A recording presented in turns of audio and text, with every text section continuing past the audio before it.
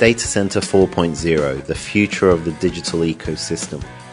In this podcast series from DigitalCentre, data center leader, expert and APAC-based marketeer Omer Wilson will be in conversation with technology and industry experts on the future of the data center and the wider ecosystem. Today's tech-fueled transformation era is putting traditional data centers under unprecedented pressure. This pressure is coming from businesses, users and consumers from every physical, virtual and cloud-centric angle. What does the future hold for the data center? Hello and welcome to the first podcast for the new year, 2021. Very excited to be speaking with you all. First of all, and probably most important, trust that you're keeping healthy, safe and happy wherever in the world you may be based or working from. I know so many are remote at the moment, and trust that you're keeping well and have managed to get some rest over the festive period just passed, and looking forward to another festive period as we're just recording this before Chinese New Year. So for friends and colleagues in Asia, hope you have a great long weekend ahead. We're going to start the year as we mean to go on with one of our most exciting and prolific guests, the Executive Director for Asia Cloud Computing Association, Miss Mayan Lim. Mayan, thanks for joining us again. How are you, Omer? Happy New Year to everybody. Happy New Year. Not quite happy, but welcome to pandemic year 2. Exactly, the second run. Take 2. We'll see how this one goes. But happy New Year to you as well, Mayan. I hope you're looking forward to being able to celebrate at least some time with family and friends. Indeed, I am. Good. So for this podcast, really, as we're still technically just about into February, so we're really at the front end of the year, and time seems to be passing us by so much quicker under pandemic circumstances. I don't know if everybody's feeling that way.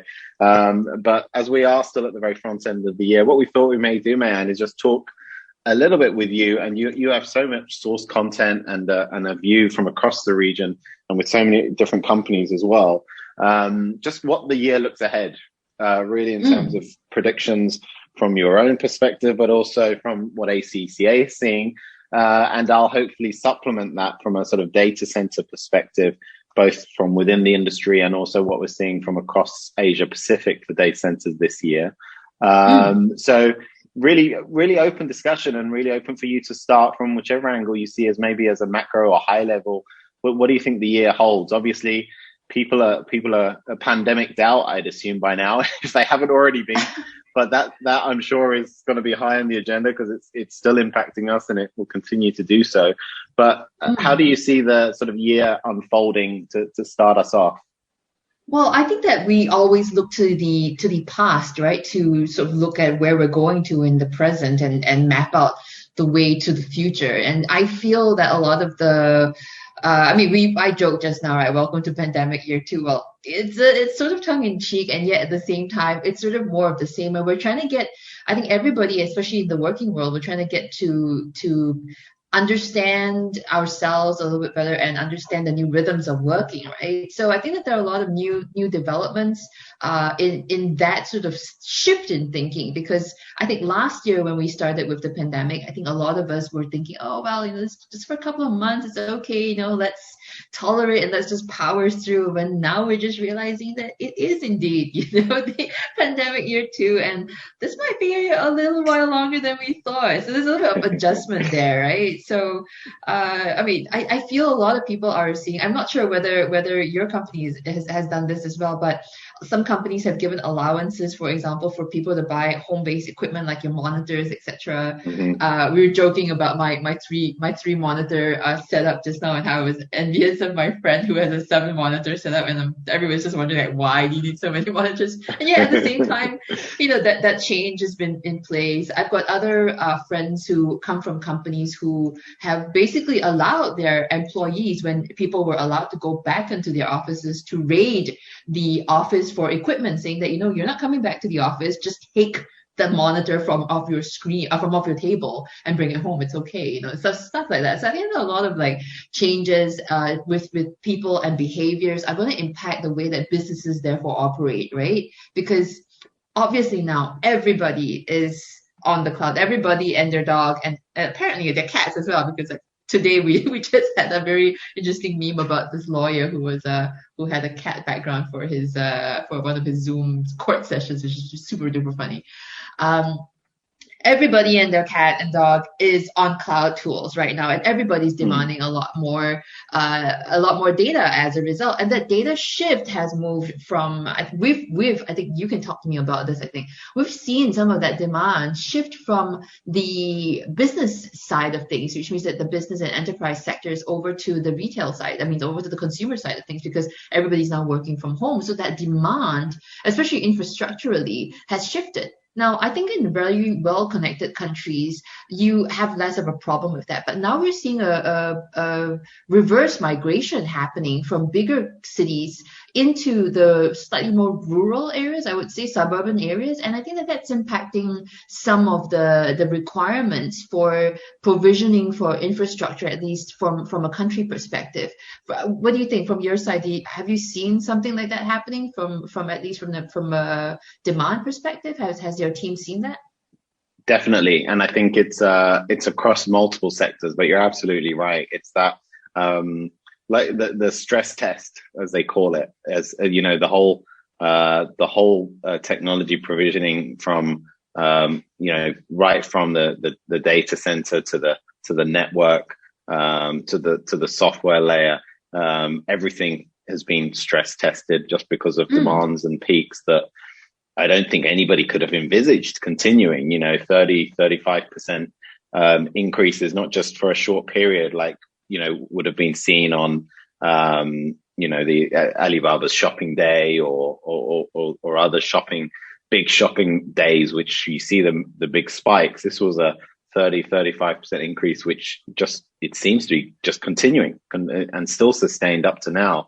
So generally, and what we're hearing, I don't know whether you've heard the same, generally the systems seem to have held up well. So people are quite proud of themselves in terms, within within the sector and within, be it networks, be it data centers, be it other parts of the infrastructure, that generally, of course, there's some areas where people would probably disagree with us and say, well, actually, in my area where I am, the internet has been awful, or it went down X and X times. But generally across the board globally, and I think within Asia, it's safe to say, the internet and we're basically talking about the internet, but digital access for different sectors has continued. So I think you're right. And it's the interesting thing, I think, as you said, for this year is what happens next if this is a new normal or a semi-new normal, even if some parts of society get back to whatever the old, a close to old normal. This there's many parts of, I read a lot of reports recently around how, maybe up to 20-25% of remote working will probably stay as is. There's some companies, large tech companies that have said this isn't one more year decision. We're saying for as long as you work for us, remote working is a full option, and you can use it. So, and that's maybe gonna reverberate around other industries, such as education, which we're seeing as well, another area, but definitely working, and then online shopping and online commerce. Definitely. I think that's a good pat on the back for everybody. Good job, infrastructure guys, for building pretty robust and passing the stress test of 2020. It certainly was a really difficult year with a lot of network engineers probably really stressed out of their heads. Exactly. And from a ACCA perspective, and you look at all of the countries in the region, are you seeing any trends varying between, the more core markets versus the more developing technology markets in this period? Or are you seeing them generally responding pretty much the same, as they're all in the same boat type of thing? Well, I think you seeing any differences? Yeah, we're seeing a lot of very similar actions, but the very interesting thing that's been happening is that some of the less developed markets have really accelerated because of the absolute need to during 2020. So we've seen quite a bit of a spike in some of those developments. And we're seeing a lot more appetite for investment and a lot more appetite for alternative ways of provisioning in that sense. I think that a lot of people are looking at licensing schemes for allowing for facilities based operations, etc. And a lot of that has accelerated. It's all in the background, so there's no real policy document that I can point to. But we're seeing a trend that the developing nations, I think that they sort of knew what to do, but there was no real push factor. And then 2020 came along and became a real push factor for all of them to start really pushing forward on really core thinking and just putting it down on paper. It's like something like the personal data protection regimes. You know, a lot of it has sort of been cycling through the legislative agenda and just never really sort of solidified.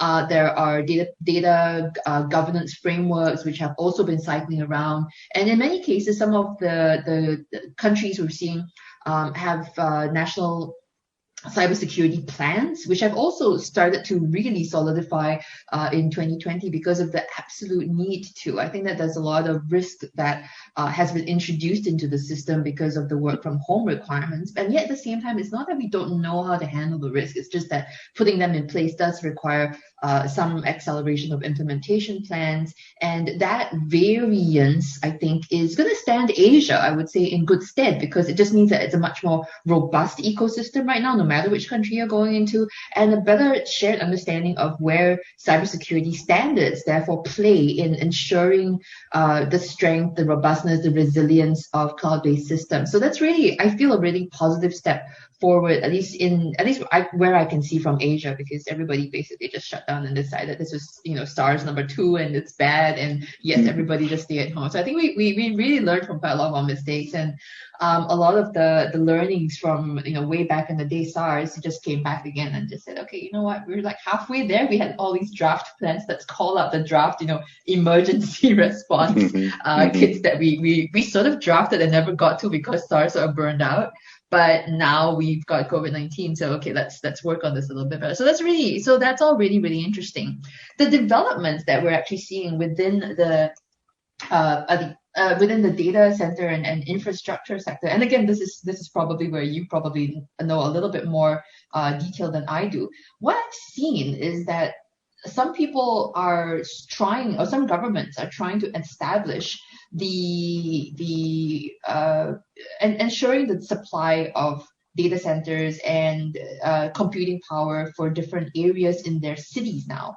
So in their country. So it's on a city by city level now. They're asking, does this city, would that require a little bit more compute power than this other city? And then sometimes when you have smart cities pitted against each other because the mayors or the province leaders are fighting each other to be the first smart city in whichever country, then it comes down to something which I find a problem. We don't have city by city data. We don't have city by city comparisons of demand and supply data. It's just that they tend to know, for example, that maybe a business city might need some more provisioning, and yet there's nobody actually counting that sort of metric, which is a bit difficult for people, therefore, to say, if you were a country and going to, let's say, a provider like yourself, saying that, okay, would digital be able to support a data center build here? You would go to them and say, well, show us where the demand is.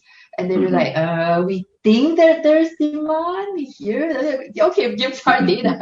And I feel that that's a little bit of a challenge. I'm not sure if those are the conversations that you're having on your end, but at least on the public policy side, that's what I'm seeing. What about from your side?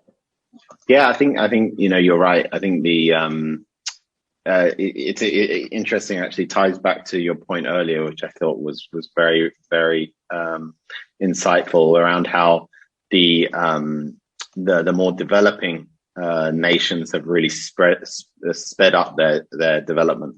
So if you look at our region now as well, what that's meaning is exactly as you said, is the more traditionally secondary or tertiary data center markets are now really speeding up with demand and development. And those are the markets where people, the tech providers who are going to service those markets, they know the sizes, right? They know the number of people that live in an Indonesia, or even in an India, which is, again, it's just very quickly growing. But they're just not sure. They can't be specific around the demand that's going to come. So it's really just building it, and then really a very underserved. If you look at some of those markets, they're very underserved in terms of the infrastructure. And as you said, as with the pandemic, the whole world has had to speed up transformation. It's really a matter of fact that the developing nations are just shifting a lot of infrastructure investment onto the digital side, really at breakneck speed now. And I think everybody in the tech industry is seeing that. And you're clearly, sounds like you're seeing that from the policy side in terms of trying to just keep up with it, by the sounds of it. Yeah, and on the other side is this I think 2019 was the environmental focus year. This is before COVID, of course, and there was a lot of discussion, and I think the public zeitgeist was all there. And I feel that sort of smooshed into the 2020 discussions on data centers and data demand. And now there's a lot of attention being paid to environmental sustainability and that sort of transparency and reporting requirements. And I feel that's a great way of moving forward, because we do have what appears to be a fairly insatiable appetite for data and data computing power, and to ensure that the environmental sustainability and making sure that all of the data centers are powered by renewable sources. I think that's a really great trend. And I do know that digital has quite a bit of history behind that. You guys were very involved with some of that. From your perspective, I mean, where's that conversation going? Because I've been only peripherally in discussions with people about this, because they're fairly technical, and I don't build data centers myself. I work with data center providers like yourself, but I don't actually build it. But definitely something which the ACCA and myself, we're going to be starting to work on a working group on this. What are the trends from your perspective? Yeah, I think you're absolutely right. I mean, the data center industry has always been within that frame of looking at sustainability initiatives. I think over the past 4 or 5 years, I would argue, but definitely, as you said, over the last 2 or 3, it's come into full focus, and we're seeing it not just from our own desire to develop much more eco-friendly facilities, just because of the amount of energy, obviously, that data centers use. There's no getting away from it, but also because our customers and then our customers are now demanding it even more. So if you think about our customers, which is the large tech, cloud, and digital providers, they then have customers who are either corporates or end users, and then consumers, be it social, working, commerce. And those users now, as they become even the newer generations now are demanding what is your response to the sustainability situation globally as a technology provider. So that's definitely coming more and more into the frame for data center providers as well. And also the technology is now developing at a good pace. So I'm thinking around cooling technology, some of the battery technology, some of the renewable energy access in Asia, which has always been the big sticking point, especially in South Asia and Southeast really Asia. bad with that. It's just hard. So I think, but again, even there's a lot of innovative stuff happening now, more and more between countries, and I think more and more across Southeast Asia, you're going to see that just become a priority, definitely for us wherever we build, but also most in the industry that are at the top level are just, you have to have it as part of your development plan. And I think that'll increase. It'll be interesting, actually, coming back to your world, how that ties in or walks hand in hand with the policy side. Because obviously, especially, but both developed technology and infrastructure wise developed, and then the developing, obviously, there's so much that a constructor can do, but then national power grid, the policy for clean investments, all of that has got to play a part. And it'll be, it'll be interesting from what you're seeing as we go through the year from the different countries, how far up the priority list has it really got with governments is going to be interesting. It's definitely something which a lot of policymakers and a lot of the advocacy groups who are lobbying the policymakers always say not enough and not fast enough. But I feel that the time is right. It's a good time right now in 2021 to start these discussions for real, and accelerate some of them. I do think that they could go a little bit faster, but as you say, I mean, the technology has to move in tandem with these requirements as well. And if the power generation technology is as where it is, and then if the investment, sometimes you just need to let the process just move along as it takes root, because sometimes you can't rush some of these things. I think just throwing down money into a pothole doesn't really make a lot of sense sometimes. So sometimes we have to make sure that these policies do run in tandem with it, their supporting policies. But I think we're in a good place, and I think that yes, it is a good time to press for a much more sensible and sustainable policies, I would say, with regard to renewable energy use for our data center data appetite, at least in this post-COVID world.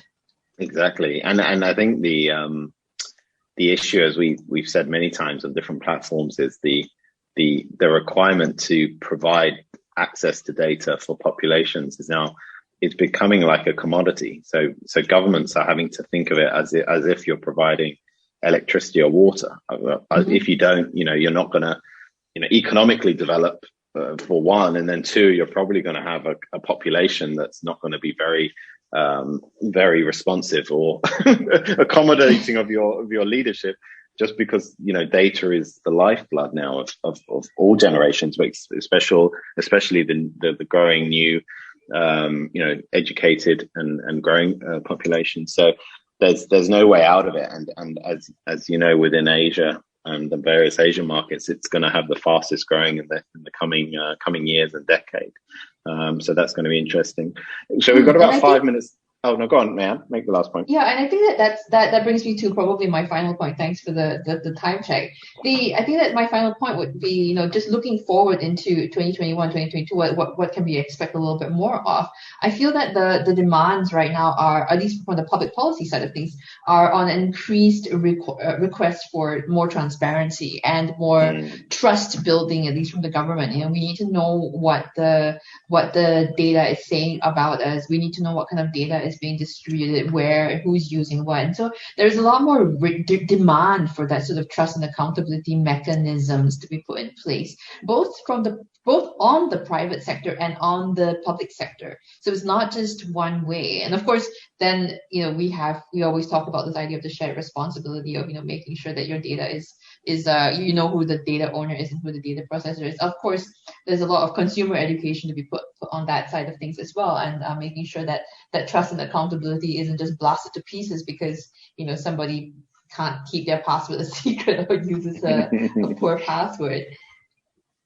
So I think those are some of that's probably something which I can foresee for the near future, what's going to be happening in the data discussions moving forward. For infrastructure wise, it's always like more infrastructure is always better. We're always wondering where to put the infrastructure.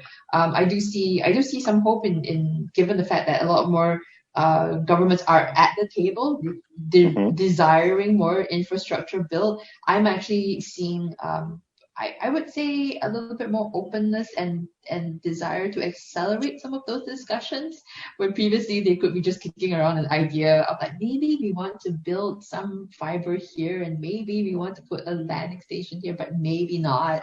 So I think that the pushing impetus, the COVID-19 has indeed become a real requirement that we move a little bit faster on some of those decisions, which I think is a good thing. I'd agree completely. And you tied it beautifully there to the last point I was going to sort of bring us to in the last 5 minutes or so, which is around the data privacy, privacy concerns, security. It's all sort of been really brought into focus from the pandemic again, just because a few things. One, or two angles, I guess, if we look at it from a macro level. One is obviously the requirement for governments and health institutions to track populations across the world. And there's a valid health reason, obviously, for that, but there's also a valid concern by the public around how much information are we sharing and how long are they going to hold on to this information? How are they using it? So there's there's a lot of that happening. And then the other flip side, which I'm, reading more and more about, unfortunately, is as so much more is shifting online, especially around e-commerce, we're seeing cybercrime really, increase multiple countries across the world, because obviously with it being online, cyber criminals are seeing that as an opportunity. So both of those tie into that point you were making around the data access and usage. So I guess, just to sort of finish us off as a final discussion point, anything that the listeners should look out for, do you think, this year from an ASEAN and Asia perspective around cyber data policy in terms of usage from different governments? Or do you think it's gonna be more of the same, or do you think there's any sort of groundbreaking stuff that may appear from whatever country or from multiple countries, do you think, to respond to this? I don't know. I'm not sure whether it'll be groundbreaking or not, but I think that discussion that scenario that you painted, this idea of, the privacy and your data, especially health data, being used for the public good, I think that it brings really to the fore the problem of conflating privacy with data protection. And I think that that's something which a lot of policymakers haven't quite caught on yet too, because I think privacy as a concept is very philosophical. What you, Omer, consider private, I'm actually quite happy to get. I mean, privacy is a shifting concept, right? Because what could be your privacy right and what you feel is absolute your right to understand where you've been to yesterday and today. I say I'm happy. I think that that's sort of private, but I'm not doing anything weird, so I'm happy to give it to the Singapore government. It ties together, the privacy concept ties together, not in all of its complexity, ties together with the trust in the institution that you are sharing that information to. So you and I, in the first instance, our idea of what privacy is different already, and that's not being baked into any data protection laws. Okay, mind you, that's number one. Number two, that confluence between that and I trust the Singapore Ministry of Health versus I don't really trust anybody else but the Ministry of Health in Singapore is a very complex subject, because it's what happened, and it blew up in Singapore already, because people were saying, okay, Ministry of Health, we sort of understand you need this information, and then suddenly the police said that, we're going to be using this information to conduct criminal investigations, and we were like, oh, hold up.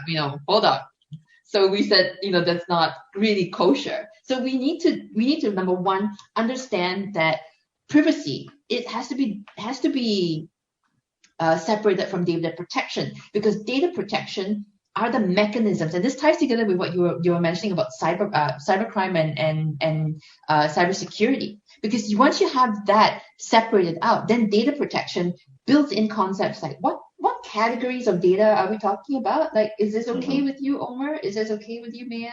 For you to be delineating this is personally identified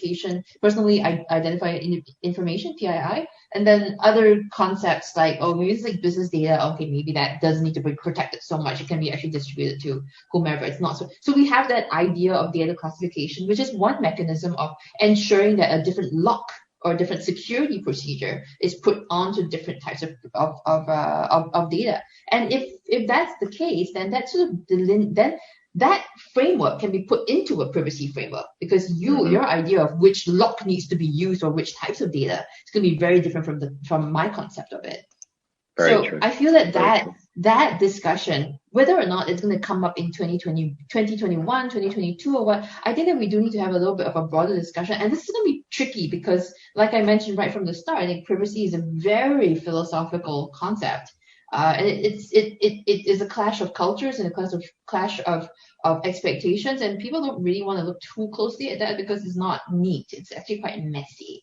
But I think that conflation of privacy and data protection policies is actually a real problematic, and we'll need to start to like rip them apart a little bit sooner or later. I'm not too sure how, but I'm actually looking forward to having some conversations in at least this year about the concepts. I'm glad to see a lot of the Asian countries have started to put in data protection policies and not privacy policy. But the issue is that the concepts still are sort of being conflated. And I hope that sort of given you a bit of a snapshot on where I'm thinking about this is a really big concept, but I think it's important for us to start ripping apart some of the baked into assumptions that have been put into some of the data protection policies.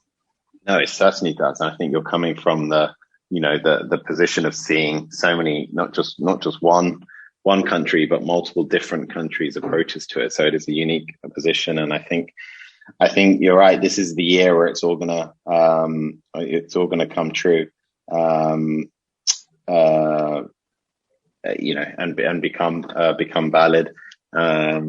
So I think it's probably a good position to stop and leave the listeners wanting more, as they say. And we'll certainly share your contact information and all the great reports and the indexes that you and the ACCA have produced on across the board on the steering committee pages and sites. So leaves me just to say, Mayanne, thanks as always for joining us. I hope you have a wonderful New Year weekend. Thank you very much for having me, Omar. I really, really appreciated the little bit of a discussion, and I'm hoping to have a lot more. Feel free to reach out if you're listening. Feel free to reach out to me directly. I'd love to chat with you about any of these issues. And the consequences of actually not talking about these issues are actually going to be quite dire. So I really encourage you to reach out to Omar and myself and the content team about anything that we've talked about, or if you'd like to talk to us about anything, let us know as well, I suppose. Hope you don't mind me offering that up, Omar. No, absolutely. I think it's always a pleasure, and appreciate it. And to all the listeners, thank you again for joining us, and keep an eye out for the next installment, which will be coming up very soon. Until then, stay safe, stay well, Mayanne. Speak to you very soon. Take good care. Take care.